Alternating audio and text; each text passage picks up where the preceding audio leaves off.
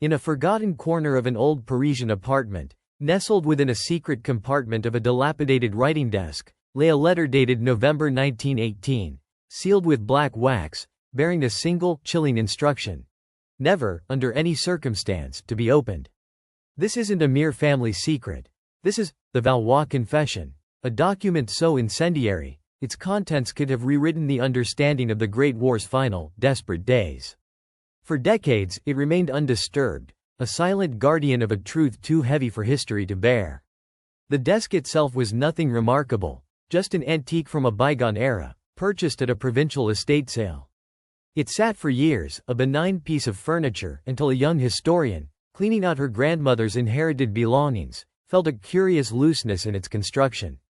Her fingers, tracing the ornate carvings, discovered a barely perceptible seam, and then, a hidden drawer, sliding open with a soft sigh of ancient wood, revealing the unassuming envelope. Inside, the fragile paper bore the elegant, precise handwriting of Elodie Valois, personal assistant and trusted confidante to Georges Clemenceau, the Tiger of France, himself, the prime minister who steered France through the brutal final years of World War I. The letter was addressed to her estranged sister, Marie, a final, desperate plea for understanding, a confession penned in the shadow of the armistice, just hours before Elodie vanished from public life, never to be seen again. What kind of secret could compel a woman to disappear, and her memory to insist on absolute silence from beyond the grave? The year is 1918. The world is bleeding. 4 long years of unimaginable slaughter have brought Europe to its knees. Clemenceau, an unyielding figure, represents France's iron will. He is driven by a singular purpose: to crush Germany, to secure a peace that would prevent future aggression, no matter the cost. Elodie Valois, always in his shadow, was more than a secretary. She was his eyes and ears, privy to every whispered intelligence, every diplomatic maneuver, every strategic gamble. She knew the stakes, felt the immense pressure of millions of lives hanging in the balance, a pressure that would twist any moral compass. What if the war could have ended differently, perhaps sooner, but at a price that would haunt its architects for generations? Elodie's letter hinted at precisely such a crossroads, a moment where a single decision, influenced by an act of deliberate deception, irrevocably altered the trajectory of history. But what was this deception? And who was its true victim? The historical narrative firmly states that the Allied powers, particularly France, were unrelenting in their demands for Germany's unconditional surrender and the harsh terms of the Treaty of Versailles. This stance was portrayed as a necessary evil, born from the immense suffering inflicted by the war. But Elodie's confession suggested a darker, more complex truth lurking beneath the surface of official reports and diplomatic communiques. A truth that began not with battlefield strategy, but with a woman's desperate calculation. Her confession revealed that she had intercepted and subtly altered a critical intelligence report. This report, originating from a neutral Swiss channel, contained irrefutable evidence that Germany, though battered, still possessed a significant reserve of fighting capability and was prepared to concede territory and reparations, but not to a humiliating, unconditional surrender that would cripple its future. It was a chance for a swifter, less punitive peace. But Elodie saw a different path, a stronger deterrent. Elodie, in her own words, believed that a protracted, inconclusive peace would only delay the inevitable, sowing the seeds for another, even bloodier conflict. She feared Germany would regroup, that the sacrifice would be in vain. Her forged version of the report exaggerated Germany's weakness and unwillingness to negotiate, painting a picture of an enemy on the brink of total collapse, ripe for complete subjugation. It pushed Clemenceau, already inclined towards severity, over the edge, solidifying his resolve for uncompromising terms.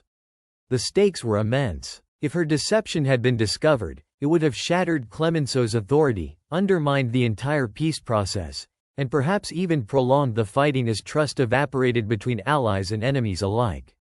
Her actions, born of a twisted sense of patriotic duty, were a profound betrayal of truth itself.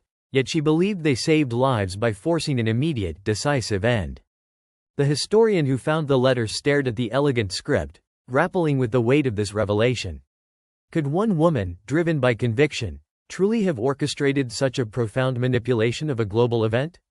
The letter details Elodie's agonizing internal conflict. She describes restless nights, wrestling with the phantom cries of soldiers, convinced that her lie, her small alteration of a few numbers and phrases, was a necessary evil. She wrote of watching Clemenceau, his face etched with fatigue and resolve, as he read her version of events, making decisions that would affect millions, unaware that his trusted aide had become history's secret architect.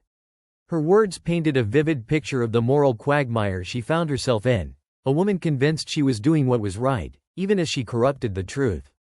But what if she was wrong? What if the seeds of resentment sown by the punitive Treaty of Versailles, so heavily influenced by Clemenceau's unyielding stance, were precisely what led to the rise of extremist ideologies and another global conflict just 2 decades later? Elodie, in her attempt to prevent future bloodshed, might have inadvertently guaranteed it. The letter doesn't offer answers to these questions, only a chilling personal testimony of her conviction and her burden. The discovery forces us to confront a disturbing ethical dilemma. Does history have a right to every secret, even those buried for generations, especially when they challenge our foundational understanding of past events and the heroes we celebrate? Elodie's letter isn't just about a historical lie.